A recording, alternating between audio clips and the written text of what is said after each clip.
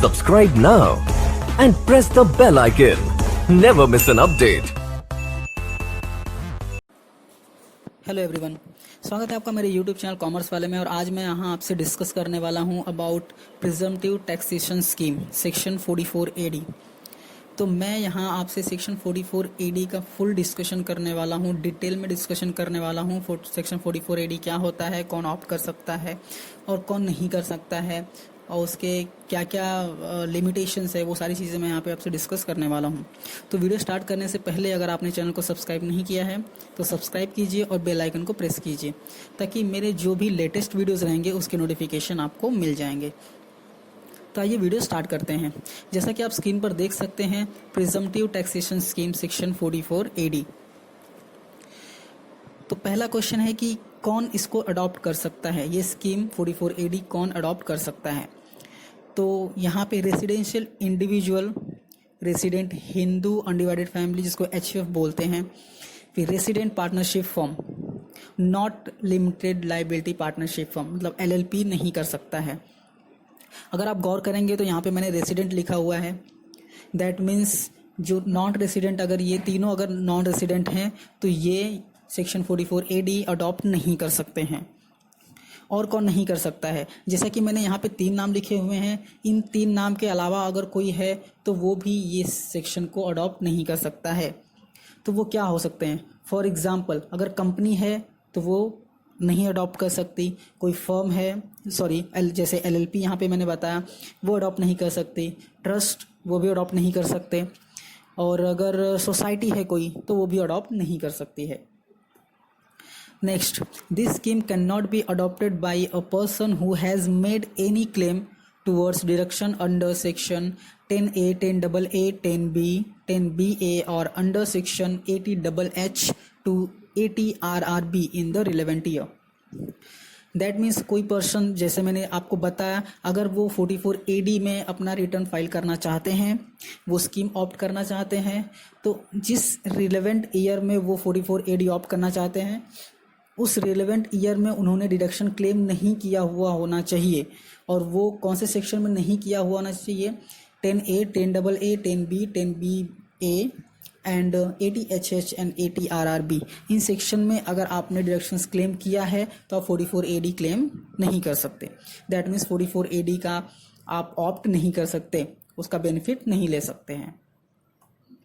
Next, business not covered under the presumptive taxation scheme of 44 AD। कौन कौन से business हैं जो 44 AD में कवर नहीं है। तो पहला है अप्लाइंग, हायरिंग और लीजिंग ऑफ गुड्स कैरेज। अगर आपको पता होगा तो इसके लिए अलग सेक्शन है 44 AE, ये इसमें हम प्रिजम्पटिव टैक्सेशन में इसका रिटर्न कर सकते हैं। 44 AD में ये नहीं आता है। नेक्स्ट है एनी एजेंसी बिजनेस, कोई भी एजेंसी बिजनेस 44 AD ऑप्ट नहीं कर सकती। अ पर्सन जिसको इनकम होता है nature of commission and brokerage, किसी को कमीशन एंड ब्रोकरेज मिलता है तो वो भी 44 AD अडॉप्ट नहीं कर सकता है।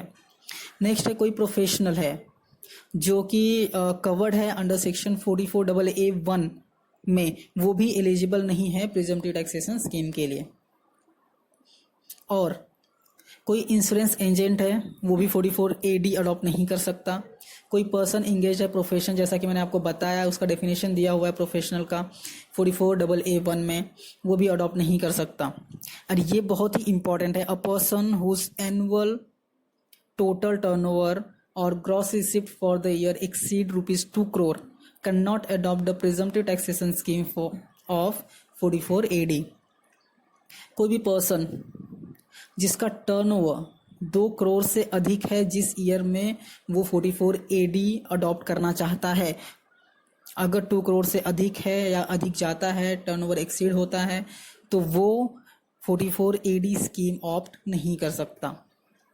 Next, manner of computation of taxable business income under the normal provision of income tax act.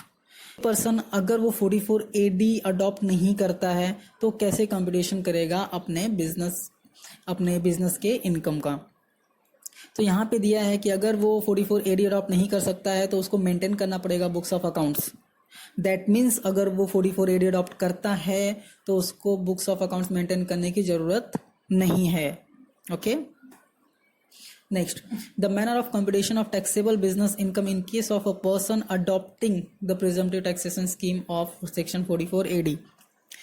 तो अगर आप 44AD अडॉप्ट करते हैं तो यहाँ पे दो कैटेगरीज होती हैं. पहला, आप आपके टर्नओवर का 8% दिखा सकते हो जो कि नॉर्मल कैटेगरी होती है.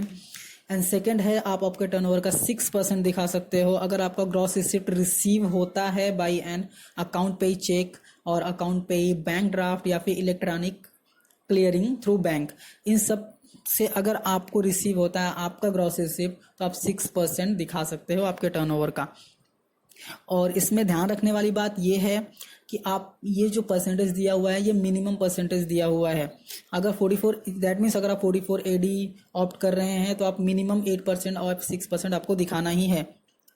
Okay. Then, however, a person may voluntarily disclose his business income at more than 8 or 6%. That means आप 8 और 6% से कम तो नहीं दिखा सकते, बट 8 और 6% से ज़्यादा अगर आप चाहो तो आप दिखा सकते हो.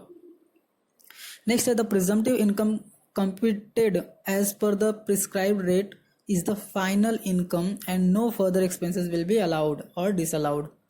सिंपल सा लॉजिक है. आप आपके टर्नओवर का 8% सिर्फ इनकम दिखा रहे हो और उसके बाद भी अगर आप कोई एक्सपेंस क्लेम कर रहे हो, ऐसा तो हो नहीं सकता. इसलिए यहाँ पे दिया है कि आप 8% इनकम दिखाओ, उसके बाद आप आपका कोई भी एक्सपेंस क्लेम नहीं कर सकते हो.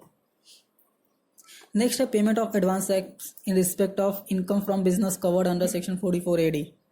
अभी एडवांस टैक्स का क्या रहेगा, एडवांस टैक्स कैसे पे करना रहेगा.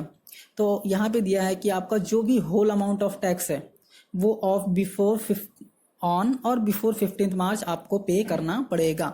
अगर आप फेल होते हैं पे करने में advance tax bye 15 March of previous year, जिस ईयर का आप फाइलिंग कर रहे हैं प्रिजम्पटिव टैक्सेशन में, तो आपको इंटरेस्ट लगेगा एज पर सेक्शन 234C.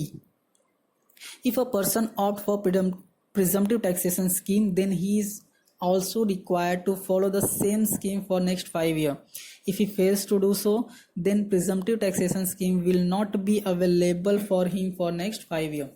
ये क्या कहना चाहते हैं कि अगर आप प्रिजम्पटिव स्कीम ऑप्ट कर रहे हैं या अडॉप्ट कर रहे हैं, जो भी अगर आप प्रिजम्पटिव स्कीम ले रहे हैं तो आपको वो स्कीम 5 साल तक फॉलो करना है.